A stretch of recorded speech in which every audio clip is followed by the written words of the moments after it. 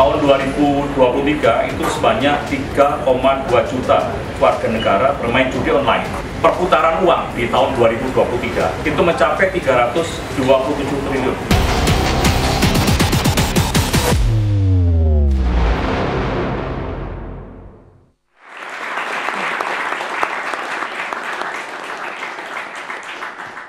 Halo, selamat malam pemirsa. Apa kabar Anda hari ini? Tampaknya sebagian dari Anda termasuk saya ini kabarnya tengah resah ya dan khawatir dengan maraknya judi online dan tingkat partisipasinya juga terus meningkat setiap tahunnya. Di 2023 ini seperti yang dikatakan Menko Polhukam, ada perputaran uang di judi online ini sebesar 327 triliun dengan penggunanya atau pemainnya ini ada 3,2 juta. Nah, per tahun ini di 2024 di kuartal pertama aja itu sudah mencapai 100 triliun nilai transaksi dari judi online ini. Nah, kalau kita asumsikan setiap kuartal dengan nominal yang sama, artinya bisa diperkirakan 2024 ini nantinya perputaran uang judi online ini bisa mencapai 400 triliun. Ini sekitar 25% peningkatan dibanding dengan 2023.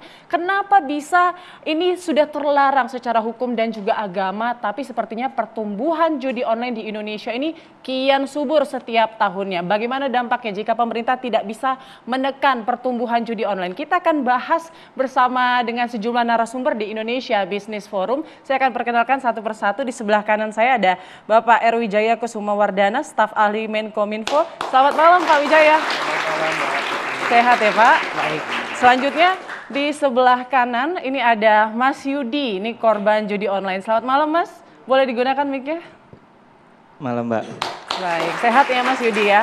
Lalu di sebelah kiri saya ini ada Pak Nasir Konga selaku Ketua Tim Humas PPATK. Selamat malam Pak Nasir. Selamat malam Mbak Putri dan penonton TV One. Baik. Selanjutnya yang terakhir ada Pak Yanuar Rizky, ekonom. Selamat malam Pak Yanuar. Malam Mbak. Oke, kita sebelum memulai diskusi pada malam hari ini, kita saksikan dulu tayangan yang satu ini.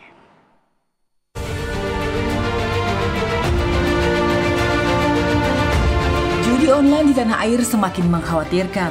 Perputaran uang di transaksi judi online terus meningkat dari tahun ke tahun. Menurut data Pusat Pelaporan dan Transaksi Keuangan atau PPATK, tahun 2023 perputaran uang di judi online mencapai 327 triliun rupiah, terus naik dibandingkan tahun sebelumnya. Warga Indonesia yang main judi online sejak tahun 2017 hingga 2023 jumlahnya semakin banyak. Tahun 2023 jumlahnya mencapai 3,2 juta orang. Untuk menghindari makin maraknya judi online, pemerintah membentuk Satuan Tugas atau Satgas untuk pemberantasan judi online.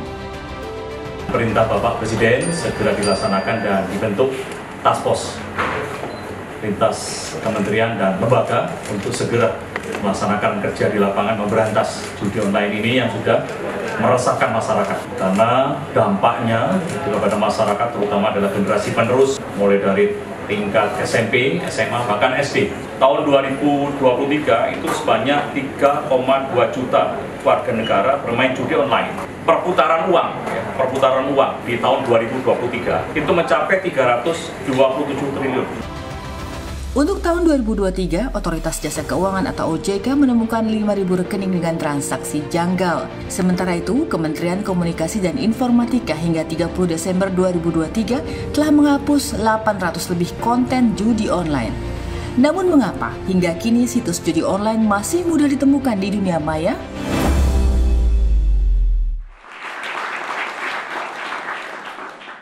Ya, judi online nikmat membawa sengsara. Itu tema yang akan kita angkat pada malam hari ini. Saya mau pertama tanyakan dulu ke korban judi online, Mas Yudi. Ya, mungkin boleh diceritakan nikmatnya di mana sih, Mas, waktu awal-awal ikut judi online?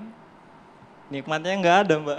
Nggak ada justru ya. Jadi awal mulanya bisa mengenal judi online itu seperti apa? Awal mula saya main judi itu tahun 2010, dimulai dari game poker yang ada di salah satu sosial media.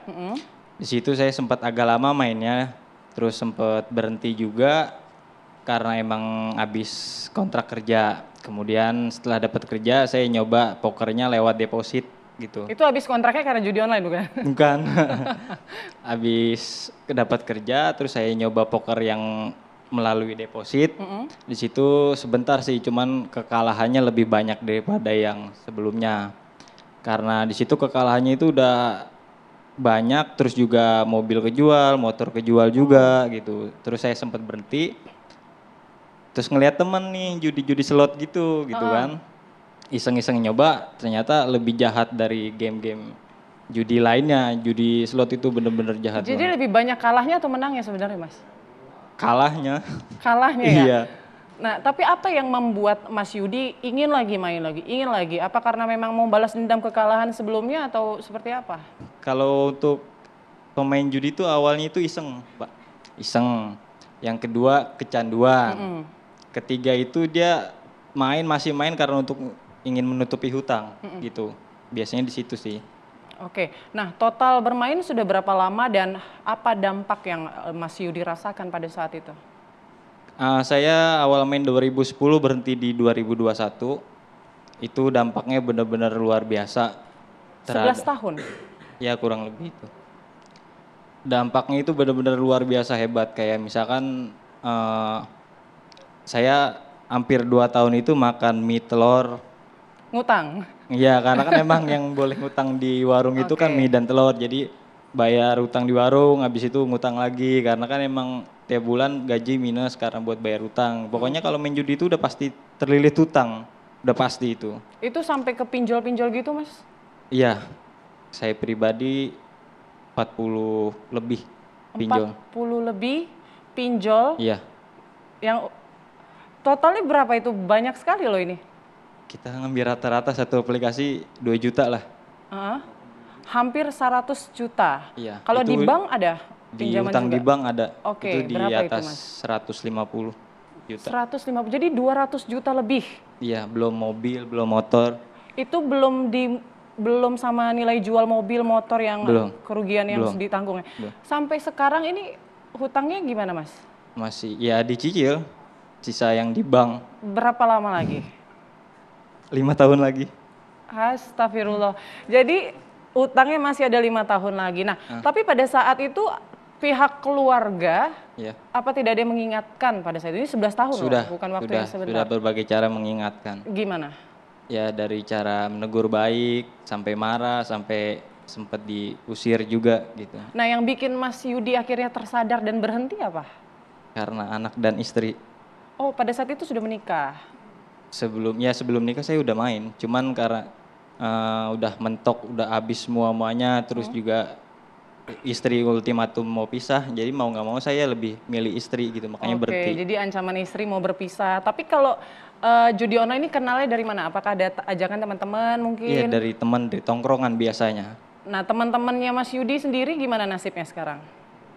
Masih main itu lebih hancur daripada saya, yang rumah tangganya berantakan, hutangnya di mana-mana, bahkan ada yang sempat mau bunuh diri juga, efeknya segitu parahnya. Kalau Mas Yudi secara psikologis pernah nggak ada dampak seperti itu? Iya, saya sempat juga mau bunuh diri juga karena kan emang udah habis semuanya, istri di rumah juga ribut mulu gitu kan, terus belum lagi dikejar-kejar debt collector gitu, sempat mau bunuh diri, cuman saya mikir buat apa bunuh diri, mendingan saya selesaikan. Karena ada dukungan dari istri juga. Nah, kalau pinjol-pinjol itu bagaimana? Kan biasanya suka meneror ya. Iya. Apakah itu juga jadi salah satu efek jera buat Mas Yudi sehingga akhirnya berhenti bermain? Mungkin salah satunya itu juga. Mau nggak mau ya harus berhenti gitu. Tiap hari diteror nggak tenang hidup. Oke, berarti totalnya ini sekarang masih ada sekitar 5 tahun lagi untuk melunasi hutang. Tapi lancar? Alhamdulillah lancar. Pokoknya kalau ada niat mau berhenti semua diperlancar. Oke, baik. Alhamdulillah ya istrinya masih beruntung loh, maksudnya Mas Yudi istri masih support, rumah tangganya terjaga, kita harapkan ya. Semoga enggak lagi, tapi sekarang masih ada rasa keinginan nggak sih kayak coba-coba? Mungkin kan kalau browsing kan kita tahu ya, suka muncul ya iklan-iklannya begitu ya. Jatuhnya udah benci, udah muak ngeliat itu. Jadi sudah benci ya? Iya, makanya kadang saya juga nyambi selain kerja di perusahaan, pulang kerja saya ngojek gitu. Jadi pulang ngojek itu saya kadang cerita sama penumpang gitu, cerita pengalaman biar orang lain tuh nggak merasakan pedihnya saya Pak. Wow pahit Pak itu. Oke, apa kepedihan yang paling terasa ya dampak sosialnya mungkin ya? Apakah mungkin pinjolnya nelfon-nelfon, datang-datang ke rumah Hidup atau nggak apa? tenang, diteror debt collector, terus makan juga seadanya, di rumah ribut mulu, capek gitu kan. Dijauhin keluarga. Sampai dijauhin keluarga, Mas? Ya dijauhin sih enggak, cuman kayak dikucilkan gitu. Ya istilahnya kan kita beban. Berarti tahun berapa berhentinya? 2021. 2021 di situ Sebenarnya dari berhenti. tahun 2020 saya udah sempat mau berhenti, cuman perlahan. Sampai stopnya di 2021. Oke, apa istri kemudian reaksinya? Karena ya istri alhamdulillah masih bertahan, sekarang udah bahagia. Sekarang udah bahagia ya, alhamdulillah ya Mas. Jangan sampai terjerat lagi ya. Ini bisa jadi pembelajaran buat kita semua ya dari kisahnya Mas Yudi. Mas Yudi hebat masih bisa bertahan, walaupun mungkin sempat ada gejolak ingin bunuh diri dan lain sebagainya ya. Oke, mungkin saya mau beralih ke Mas Wijaya nih Mas. Kalau menurut laporan kan hingga 30 Desember itu sudah Kominfo sudah menutup 800.000 lebih situs judi online. Tapi kalau kita browsing nih Mas, masih sering nemu nih iklan-iklannya dan kayaknya pertumbuhannya makin subur nih tiap tahun. Baik, terima kasih. Sebelum saya menjawab, mungkin judulnya perlu kita koreksi dikit tadi. Mungkin bukan nikmat, tapi memikat membawa sengsara. Oke. Karena di judi online itu adalah, dan ini juga banyak di permainan online. Itu pertama-tama pasti diberikan semacam bonus-bonus dulu. Tadi saya juga salah satunya yang kita ketahui juga bonusnya itu ada 100%. Kita belum mainnya sudah kasih bonus 100% untuk kita ikut bermain. Dan ini sebetulnya lazim berlaku di berbagai semua permainan online. Bahkan kalau kita lihat social commerce ataupun banyak tawaran-tawaran transaksi digital itu pertama untuk menarik peminat itu diberikan tadi bonus-bonus. Nah, yang menariknya itu atau bukan menariknya, yang memang agak berbeda di tadi judi online itu pikatannya lebih besar. Selain diberikan bonus, biasa di awal diberikan kemenangan. Ya. Dan pasti biasanya awalnya itu dari coba-coba yang belum bermain benar-benar kok kayaknya gampang. Mindsetnya dirusak Pak. Jadi Yes, itu. Jadi mindset ini yang memang berbahaya. Karena apa? Mencoba tadi merubah mindset, merubah pola kita, pikir kita, oh ini kayaknya Gampang easy nih buat nyari money. duit. Nah, inilah yang tadi saya katakan, memikat membawa sengsara. Nah, Jadi bukan iseng tapi sekarang udah motivasinya untuk mencari peruntungan ya. Justru yes, ya. betul. Inilah yang perlu kita cermati bersama. Nah, tadi pertanyaannya begitu kita berbicara bahwa udah banyak konten-konten yang blokir. Kami di Kominfo sendiri telah memblokir sebanyak ini ada 2,475 juta. Jadi 2.479.000-an konten perjudian di mana 1.900-nya berbentuk situs.